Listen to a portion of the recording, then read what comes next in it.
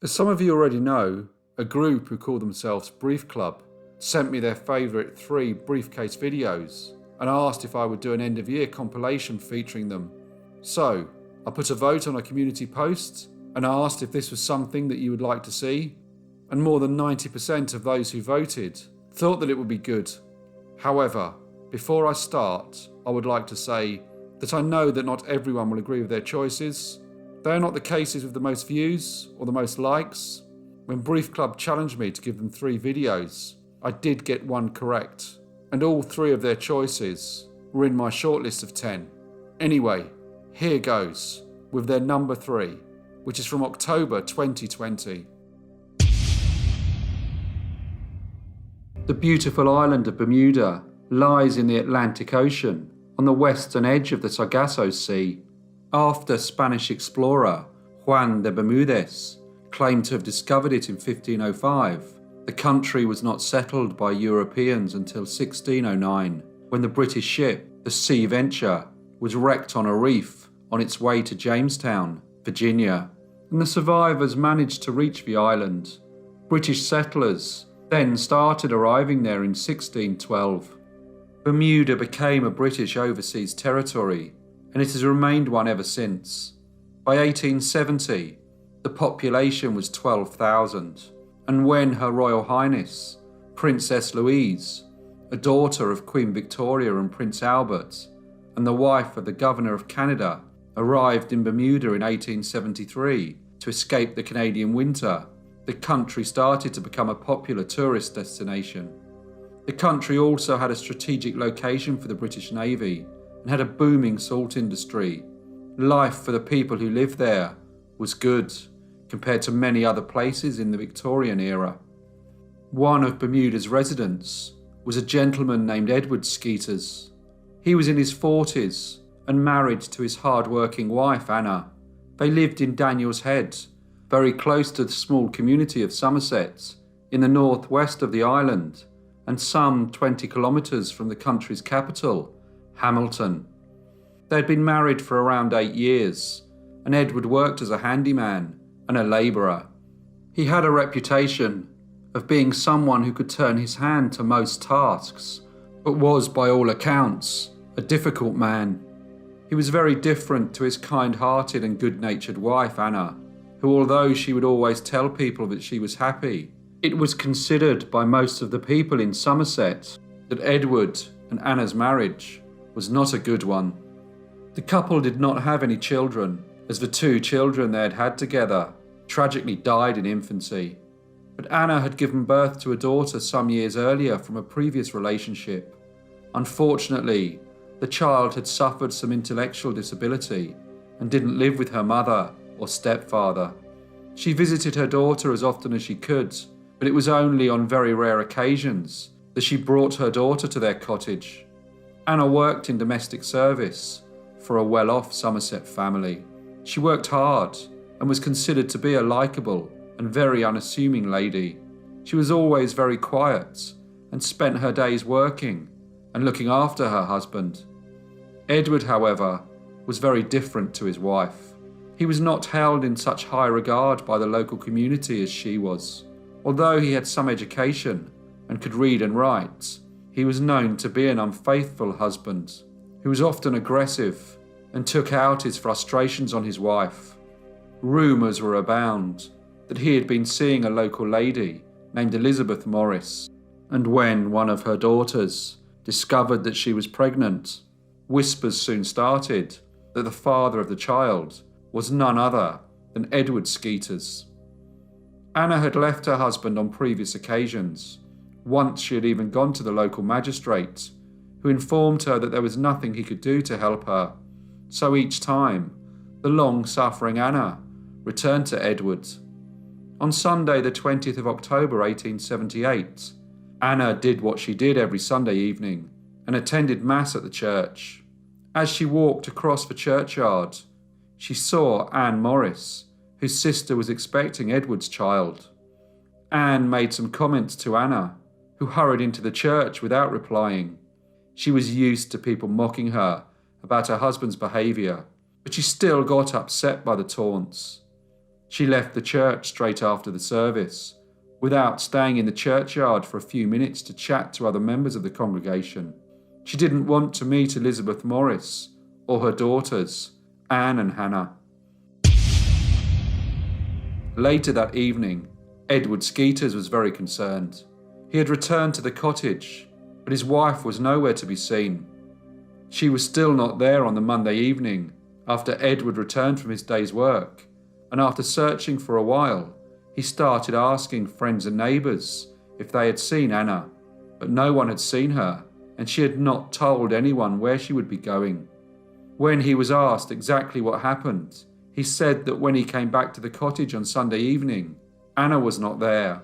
But unlike the previous occasions when she had left him, this time she had taken some of her belongings, including clothes and money. With apparently no idea of his wife's whereabouts, Edward placed an advert in a newspaper named the Royal Gazette. He offered a reward to anyone who could provide information, which led to him finding his wife. There was, however, something strange about the disappearance of Anna Skeeters, as on the Monday, Edward had gone to do a day's work at the dockyard. He helped put coal on a ship, something that he was particularly good at, and he would often be asked to work at the dockyard. Apparently one of the foremen had seen Anna on the Sunday evening and requested that she tell her husband that he should report there the following day for 2 days of work. Edward was always busy and would work wherever he was needed. He reported to the foreman on the Monday morning, despite his wife being missing. But how did Edward receive this message if when he returned home on the Sunday evening, his wife had already left? There was no sign of Anna. No one had seen her, and her friends started to become very worried about her safety. Many of them didn't like Edward. They didn't like the way he treated his wife and found him to be a selfish, overbearing, and inconsiderate gentleman. At the time, Bermuda only had a part-time police force, and they had not taken the disappearance very seriously. It was not the first time she had left, so they presumed that she would soon return, as she always had done in the past. Eventually, after pressure from Anna's friends, the magistrate instructed the police to search for Skeeter's cottage, and along with the help of some concerned residents of Somerset, they then conducted a meticulous search of the coastline, walking through all the mangrove bushes and looking behind rocks, any place where they thought someone could have hidden a body. As the search was coming to an end, the police found some white cloth in Edward Skeeter's small fishing boat. At first, this caused some excitement, as they considered that the faint red marks could be blood, and that the cloth could have been part of Anna's dress. But it could have been many things, and as the search for Anna ended, the mystery surrounding her disappearance continued. During the search, Edward was locked up in the local jail, and when he was released, he carried on with his daily routine. He would tell people that his wife had left him, taking all his money. But where would she have gone? There were regular boats that left the island, but no one thought that she would have boarded one and left her home and her daughter. 1 week after Anna had last been seen leaving the church, some fishermen looked down onto the sea. It was windy, not a good day for fishing. As they studied the waves, one noted that there was a place in the water where the sea was calmer. He alerted the others, and they all peered at the strange sight. All of the men had been fishing in the area for many years and had never noticed this before. The winds were too high for them to go out and investigate. 3 days later, however, the weather changed, and the men sailed out to see what was causing the strange occurrence. As they searched the area, they eventually noticed a shape at the bottom of the water, and when they looked closer, they discovered a macabre sight. There was a body tied to a large stone.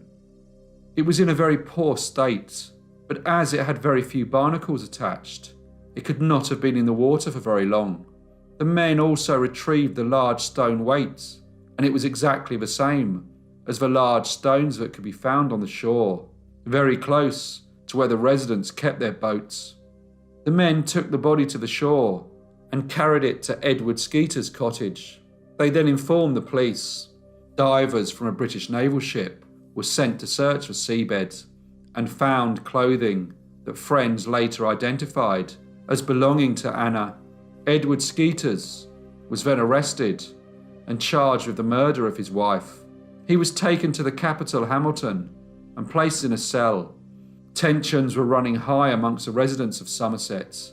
Edward had never been a popular man, and now the community wanted justice.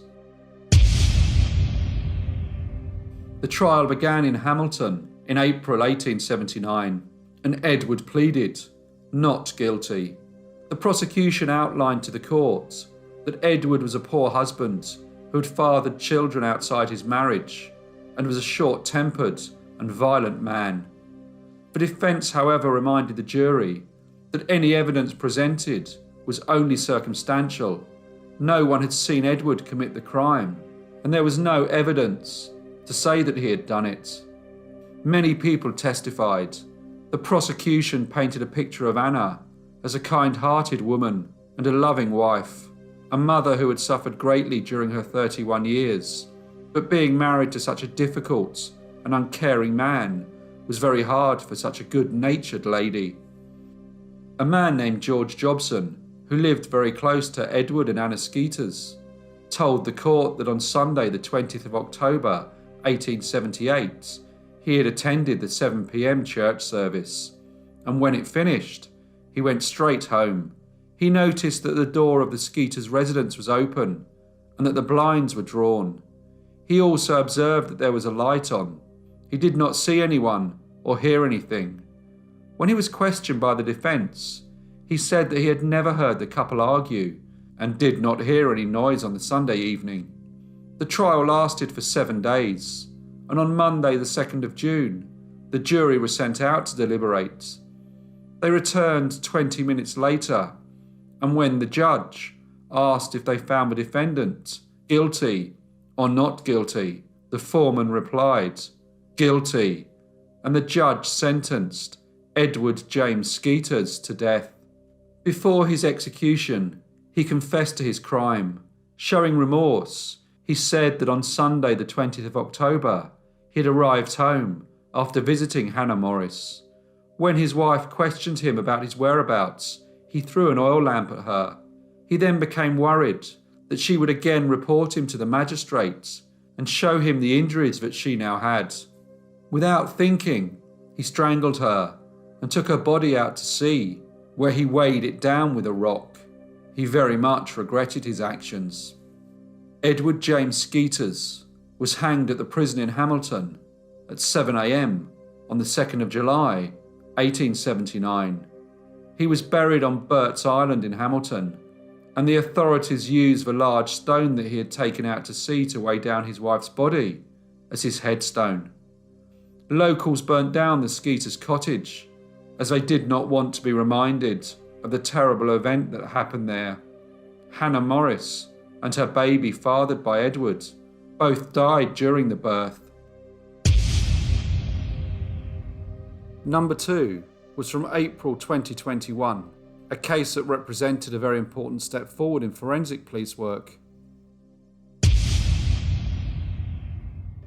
Francisca Rojas de Caraballo was born in 1865 in the port town of Necochea in Argentina.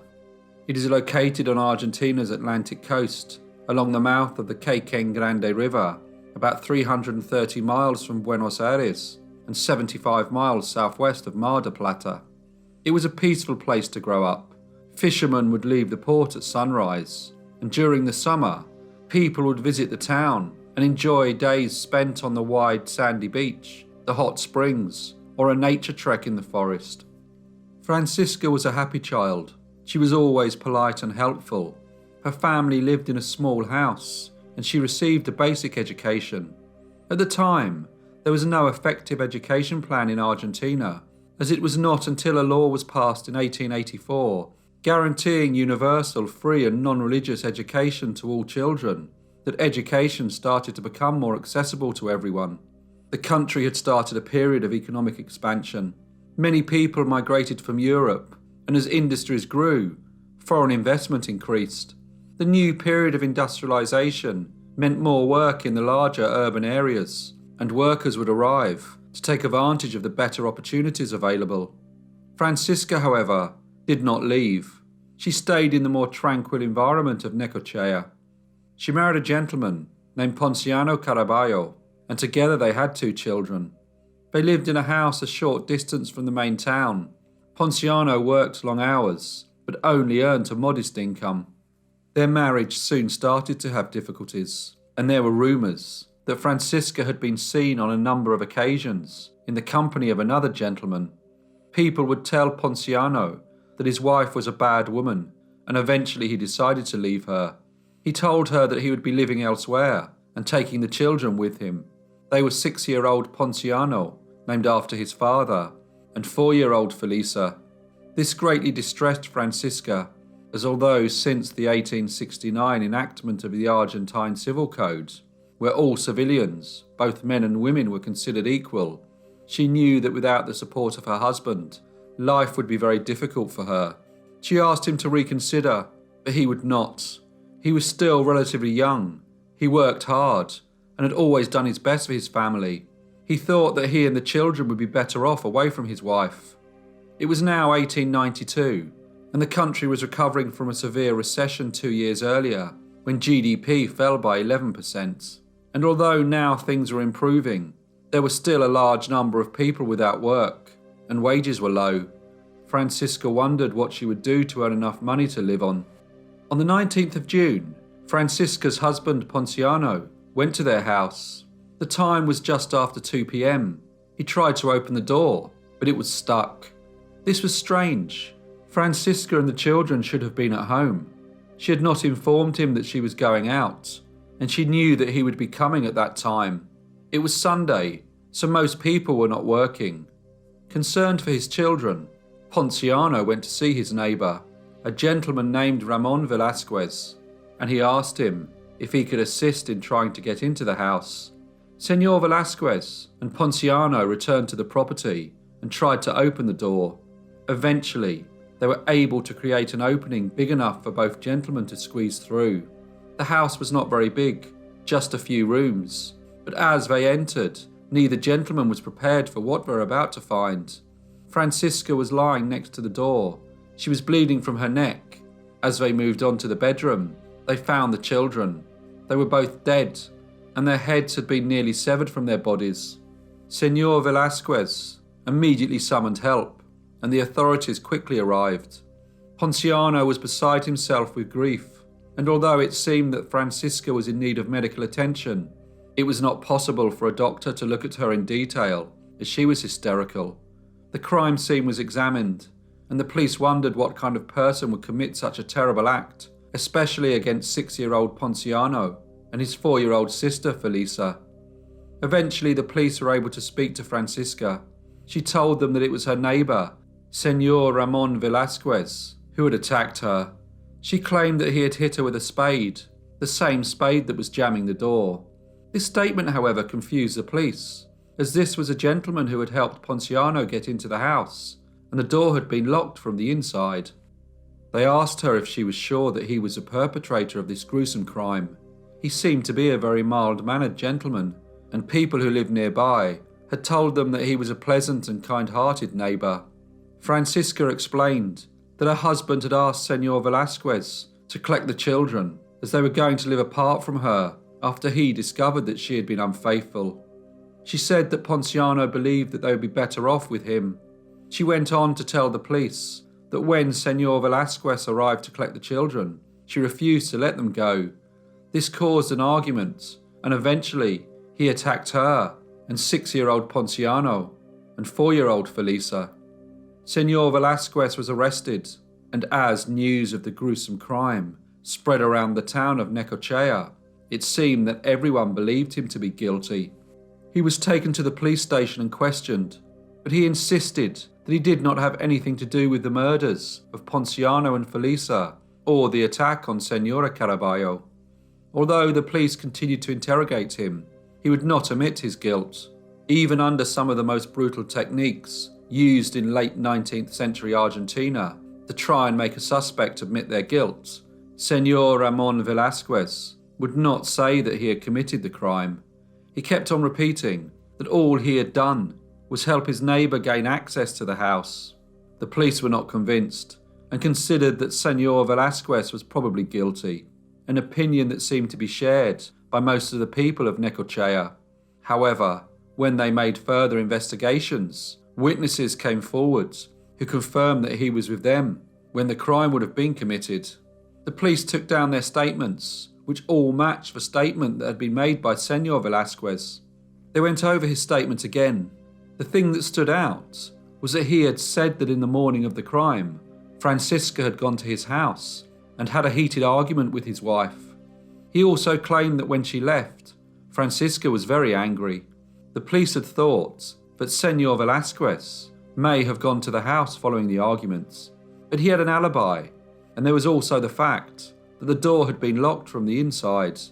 They started to wonder if the perpetrator of the crime may have been someone other than Ramon Velasquez.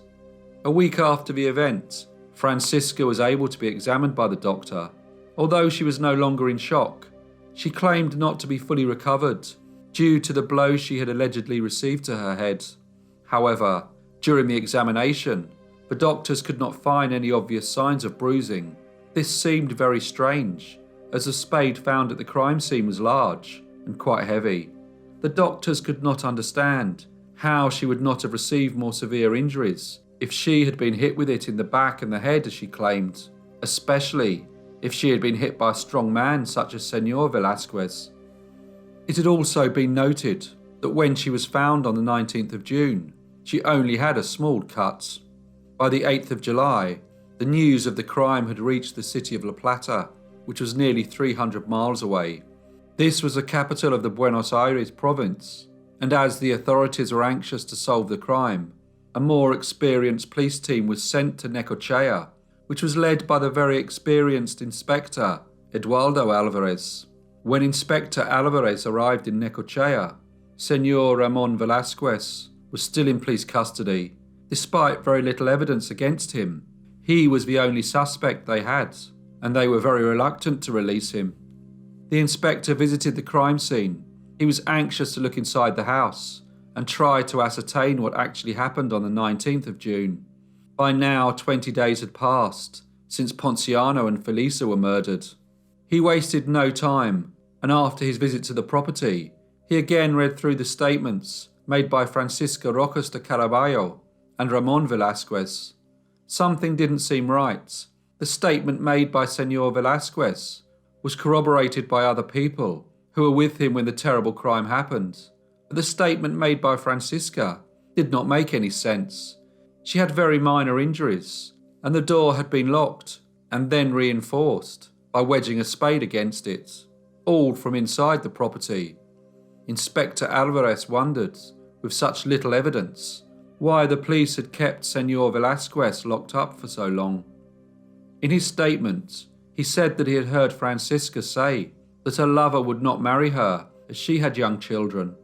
This was very significant, and the inspector considered that maybe it was in fact the children's mother who had committed this most terrible act. The inspector returned to the house. He thought that there must be something, some piece of evidence that could resolve the case. He carefully inspected every room, paying particular attention to the children's bedroom. On the door, he noticed a dry bloodstain, which to him looked very much like a fingerprint. It had turned a dark brown colour.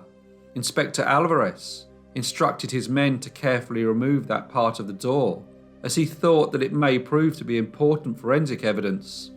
In her statement, Francisca had said that she had never touched the children's bodies after they were found. So if he could prove that this was her fingerprint, it would suggest that she may have been responsible for their deaths. Fingerprints were in use at that time, but they were not used to solve crimes. Sir William Herschel is credited with being the first European to understand the value of fingerprints for identification. He documented his own fingerprints over his lifetime to prove their permanence. He was also credited with being the first person to use fingerprints in a practical manner. In the 1850s, while working as a British officer for the Indian Civil Service in the Bengal region of India, he started putting fingerprints on contracts. The potential use of fingerprints in forensic work was first proposed by Dr. Henry Faulds in 1880. Sir Francis Galton then took this work further and found that fingerprints were a unique characteristic of a person and that no two fingerprints were alike. Inspector Alvarez had a friend in La Plata named Juan Vucetich. He had emigrated to Argentina from Croatia in 1882 when he was 24 years old. At the time, Croatia formed part of the Austrian Empire. He was an anthropologist who was employed at the police headquarters in La Plata, where he was further developing Galton's fingerprint work. In March 1892, he had opened Argentina's first fingerprint bureau. Inspector Alvarez took ink fingerprints impressions from both Francisco Rojas de Caraballo and Ramon Velázquez, and he sent them to his friend for analysis. The results shocked the police and the people of Necochea, as the fingerprint on the door was identical to the inked sample provided by Francisca. The police, however, were still not sure exactly how accurate this type of forensic evidence was. Nevertheless, they presented their findings to Francisca. At first, she seemed confused, but as the police explained the methodology behind their findings, she confessed to the murders of Ponciano and Felisa. Now realizing the severity of what she had done, a very emotional Francisca explained to Inspector Alvarez that her husband had told her that he was going to leave, and this greatly distressed her, so she decided that it would be best if they all died, rather than live apart. She thought that if she killed them, and then herself, they would always be together. She completed the first part of her plan, but when it came to taking her own life, she found herself unable to do it. After this confession, more details came to light of her false statements and how she tried to frame her neighbour with her accusation that in a fit of rage he had taken a kitchen knife and attacked her and her children. Francisca was charged with murder and taken to prison, where she was extensively examined by doctors to ascertain whether or not she was insane. She would not, however, face the death penalty, as although murder was a crime punishable by death, in late 19th century Argentina, women were exempt from capital punishments. Eventually, the doctors agreed that Francisca Rojas de Caraballo was indeed insane, and on the 20th of September 1894, she was taken to the Dolores Penitentiary near Mar del Plata. She stayed there until her death, many years later. The insight obtained by the police department encouraged the government to widen its research, and in 1900, the first identification cards were issued. The Vucetich method of fingerprint classification was soon adopted by police departments all over the world. Francisca Rojas de Caraballo was the first person ever to be convicted by fingerprint analysis. The top video chosen by Brief Club was from February 2021, and this was the one that I gave them when they challenged me to name one of their choices. Marie-Anne Charlotte de Corday d'Armont, better known as Charlotte Corday, was born on the 27th of July 1768 on a farm in the small village of Les Champeaux in Normandy in northwest France. She was the fourth child of a provincial but noble family. Her father was Jacques-François de Corday d'Armont, and her mother's name was Charlotte Marie Gauthier d'Artois. The family had a famous lineage, as the brothers of Charlotte's great-great-grandmother were the famous playwrights Thomas and Pierre Corneille. Although her father was considered a distinguished gentleman, he was not wealthy, and when Charlotte was still a young girl, the family moved to the nearby city of Caen, where there were better opportunities for her father to work. Soon after, tragedy struck, when on the 8th of April 1782 her mother died. Her mother's death had a profound effect on her father. He was trying to support his family and control his grief, but finding it very difficult, he sent Charlotte and her sister Eleanor to study at the Abbé aux Dames boarding school. Whilst there, she started to read the works of Voltaire and Rousseau and began to understand the widespread discontent in the country with the French monarchy and the poor economic policies of King Louis XVI. She took a keen interest in the movement that wanted to instigate change to the French political system. She wanted a nationally elected government and for people to have the right to vote. In 1791, Charlotte went to live with her elder cousin in Cannes. and the two became great companions. She continued to take a keen interest in the changes in France that had started in 1789 when a large Parisian crowd seized the Bastille. She began to support the Girondins, a moderate political faction who wanted to end the rule of the monarchy by dialogue and peaceful means. Charlotte would listen to their speeches and read their literature, which greatly conflicted with the more radical views of a group known as the Montagnards, who favoured a far more aggressive approach to the revolution. Charlotte very much disagreed with the Montagnards and thought that France needed to be saved from them. One of their leaders was a political theorist, physician and scientist named Jean-Paul Marat. He would broadcast his feelings to large Parisian crowds and publish his political opinions in his own newspaper called L'Ami du Peuple, where he was able to express his suspicion of those in power and carry his revolutionary message throughout France. Whilst both Marat and Charlotte desired the same thing, their means of how they wanted to achieve it were very different. On the 2nd of September 1792, a terrible event began in Paris, known as the September Massacres.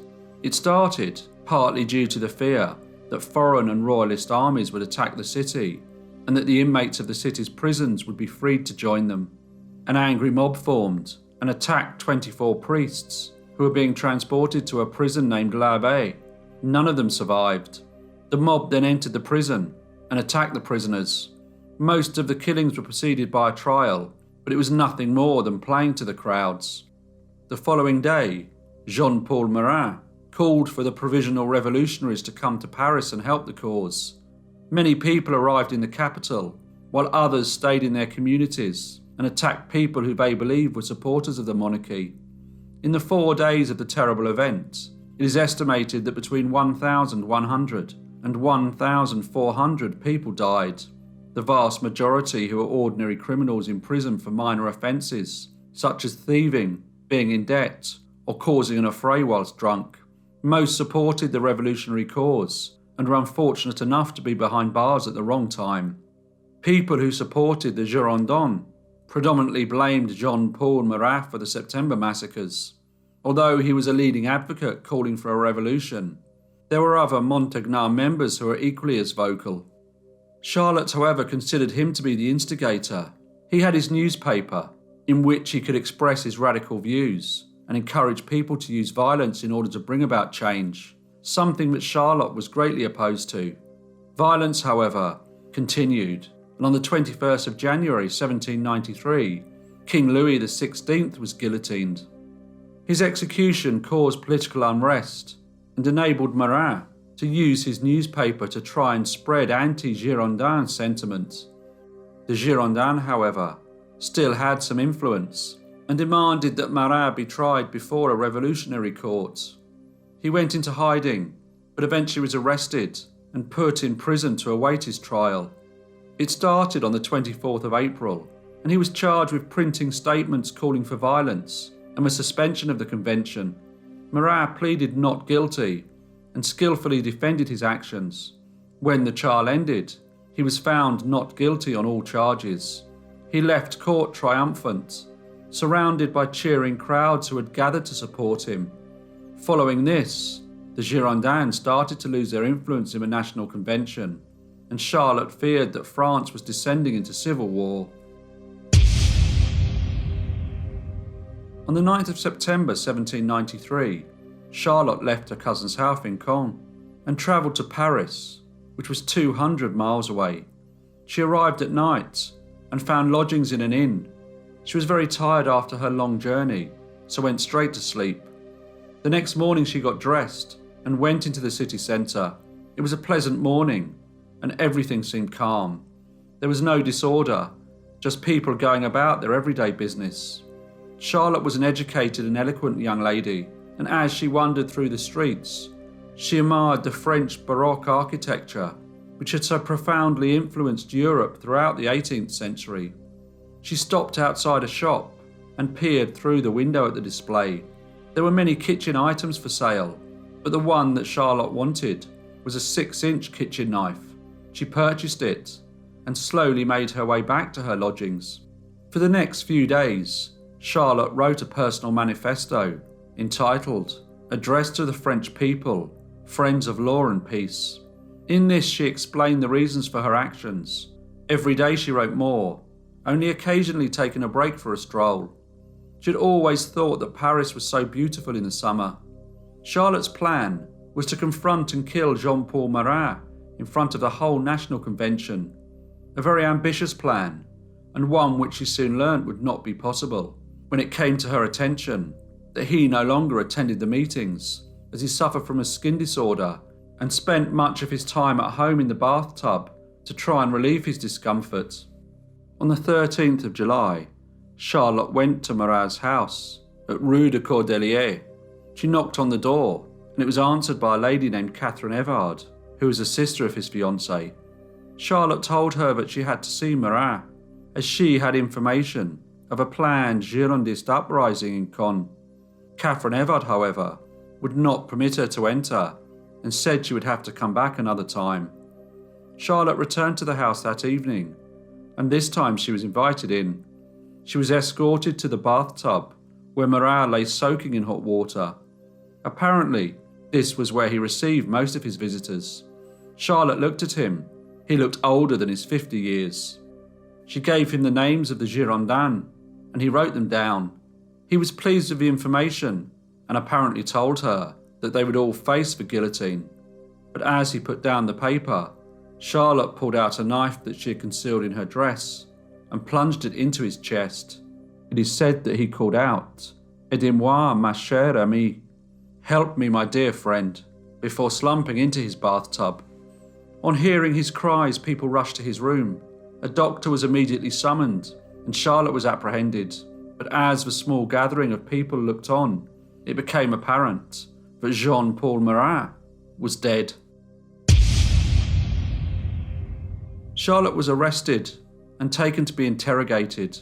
News of the murder had already started to spread throughout Paris, and as her carriage made its way through the cobbled streets to the Abbaye prison, a large crowd gathered to follow it, some not believing that this pretty, eloquently dressed young lady could have committed such a terrible crime. Charlotte, however, was unmoved by all the commotion. She remained calm and dignified in the knowledge that she had achieved what she had set out to do. During her interrogation, neither the authorities or the revolutionary judicial officials thought that she had acted alone. Everyone believed that this had been planned by the Girondins, and Charlotte was part of a group of conspirators. Charlotte told them that she had acted alone, and there was no one else who knew of her plan. Her trial was a routine affair. She did not deny the killing of Jean-Paul Marat. The authorities did, however, want to establish that she had definitely acted alone. A farewell letter that she had written to her father had been intercepted and was read out in court. This suggested that she had meticulously planned the murder and that no one else was aware of what she was going to do. Charlotte stood up and addressed the court. She said, "Anything was justified for the security of the nation. I killed one man in order to save 1,000. I was a Republican long before the revolution, and I have never lacked the resolution of people who can put aside personal interests and have no courage to sacrifice themselves for their country." Her lawyers were powerless to defend her, as she seemed determined to sacrifice herself for the good of France. At the end of a trial, with a large and noisy crowd outside the courtroom, Charlotte Corday was found guilty of the murder of Jean-Paul Marat and sentenced to death. She was taken back to prison, where she had one last request. She asked if she could have her portrait painted, and this was granted. On the 17th of July 1793, Charlotte was transported to the Place de Grève. She was wearing the red overblouse, which signified that she was a traitor who had assassinated a representative of the people. A very big crowd had gathered to see her. She entered the guillotine in a calm and resolute manner, a woman who firmly believed that her crime was committed for the good of France. Following her beheading, a man named Legros lifted the head from the basket and slapped it on the cheek, an action that very much amused the crowd but offended the officials. Legros spent the next 3 months in prison. Charlotte's body was taken to be buried at the Madeleine cemetery. The consequences of her crime, however, did not have the effect on the French nation that she had hoped. Jean-Paul Marat became a martyr figure in France. Roads and squares were renamed after him, and his sculpture was put up in a prominent Paris location. The reign of terror continued, and people who were against revolution were attacked. Violence was still an everyday occurrence in the streets of Paris. Women also did not want to be associated with Charlotte, as most thought that doing so would not help the developing French feminist movement, which had been gathering momentum in the country. Her death, however, marked the beginning of a moderate phase in the French Revolution, in which the French people revolted against the reign of terror's excesses. A year later, in August 1795, the National Convention, which now was made up mainly of people who supported the Girondin movement, who had survived the reign of terror, approved a new constitution. Although Charlotte's actions were not recognised in 1793 as heroic, time has been kinder to her, and now many people consider her a heroine who died for her cause. Hello everyone, and thank you so much for listening. This was just something different to end the year, and I hope you all enjoyed the selection. It'll be back to normal on January the 3rd. Please let me know what you thought in the comments section, and maybe we could do it again in 12 months' time, but use a more specific measurement, such as the highest like percentage. I would like to thank you all for your comments and support during 2021, and wish you all the best for 2022. And I hope to see you all again in the next brief case